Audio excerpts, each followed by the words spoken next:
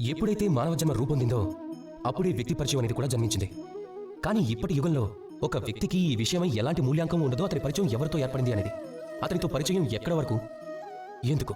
మీ చుట్టుపక్కల కూడా చాలా వ్యక్తులే ఉంటారు. వారు కేవలం తమ గుర్తింపుతో వారి కార్యం పూర్తి చేసుకుంటారు. ఇలా చాలా మంది ఉంటారు, వారి గుర్తింపుతో లబ్ధి పొందుతారు, ధనము సంపాదించుకుంటారు. కానీ మీరే ఒక్కసారి ఆలోచించండి, ఇది సరైనదేనా? గుర్తింపు అనేది మీతో ఎప్పటి వరకు ఉంటుంది అంటే వాటితో మధురమైన గుర్తింపుని పొందేంత వరకు మాత్రమే. సంబంధాల మధ్య విభేదాలనేవి వచ్చాయో అప్పుడు ఆ కార్యం చేతి నుంచి జారిపోతుంది. అప్పుడు ఇంకా మీరు ఏం చేయగలరు? దానికి సమాధానం ఏమిటంటే కార్యం. నీ కార్యం పూర్తిగా మనసు పెట్టి చేయి. నీ కార్యం నిష్ఠతో చేయి. ఎందుకంటే పరిచయం వల్ల జరిగే కార్యం ఎక్కువ కాలం నిలబడి ఉండదు. కానీ కార్యం వల్లనే ఏర్పడిన పరిచయం యుగ యుగాంతం వరకు ఉంటుంది. రాధాకృష్ణ.